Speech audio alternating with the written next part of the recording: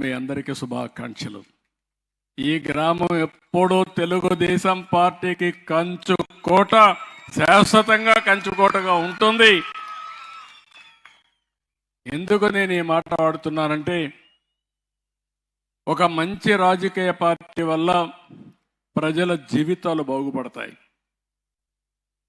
ఎప్పుడైనా సరే ఒక సమర్థవంతమైన నాయకుడు ఇంట్లో పెద్దగా ఉంటే ఆ కుటుంబాన్ని 20-30 ఏళ్లలో ఊహించని అభివృద్ధి సాధించి తీరుతారు. ఒక గ్రామానికి మంచి నాయకుడు ఉంటే ఆ నాయకుడు వల్ల గ్రామం బాగుపడుతుంది.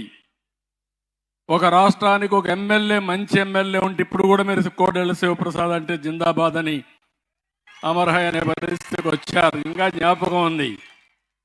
అంటే దానికి కారణం ఆ నాయకుడు చేసిన పనులు. ఎప్పుడైనా ఒక నాయకుడు ప్రజా గుండెల్లో ఉంటారు, హృదయాల్లో ఉంటారు. కొంతమంది నాయకులను చూస్తే ఎప్పుడు కూడా చేదరించుకునే పరిస్థితిలో ఉంటారు.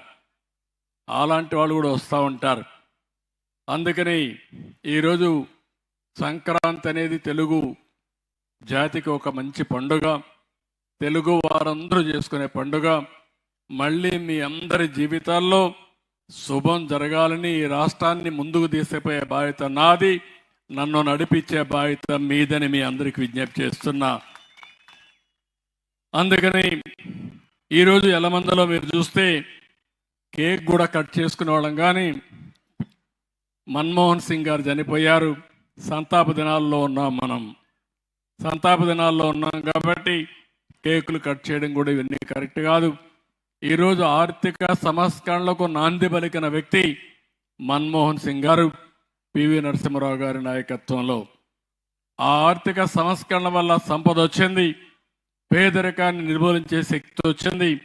మనం అందరం ముందుకు పోయే పరిస్థితికి వచ్చాం. అందుకే అలాంటి నాయకుడికి రాజకీయాలకు అతీతంగా మనం అందరం సంతాపం తెలియజేయాల్సిన అవసరం ఉంది.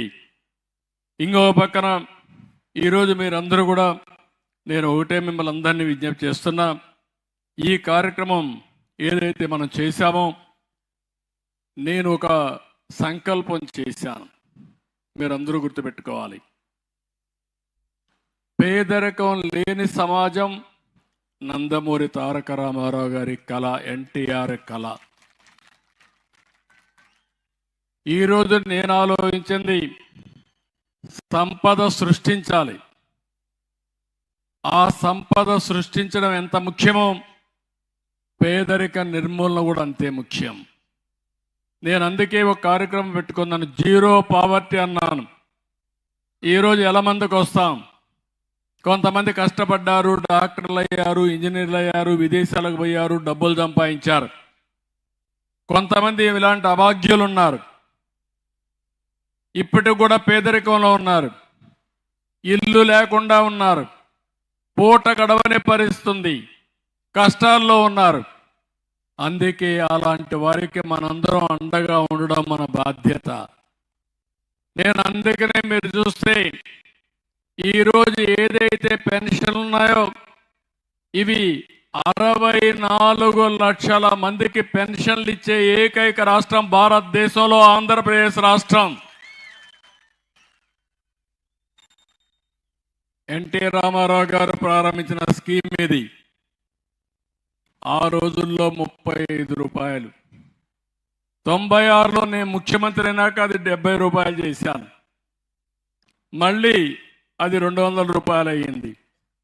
200 రూపాయలు 2014 నుంచి 1000 రూపాయలు చేశారు, 2000 రూపాయలు చేశారు. అంటే 200 నుంచి 2000 రూపాయలు చేశానంటే 10 రెట్లు పెంచిన ఏకైక ప్రభుత్వం తెలుగుదేశం ప్రభుత్వం.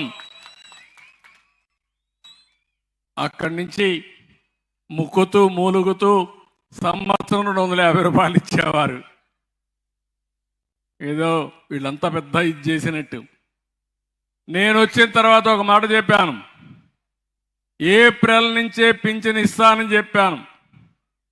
రెండో మాట చెప్పాను, వాలంటీర్లు ఉంటేనే ఇస్తారని కావాలని మొరాయించారు. ఒక్క రోజులో పింఛన్ ఇస్తాను, నాకు అధికారం వస్తానని చెప్పి ఒక్క రోజులో పింఛన్ ఇచ్చిన ఘనత తెలుగుదేశం ప్రభుత్వాన్ని. ఎన్డీఏ ప్రభుత్వం. ఈరోజు మీరు పింఛన్ ఇచ్చాం, నేను ఆన్లైన్లో చూసుకుంటున్నాను ఎన్ని ఇచ్చారని.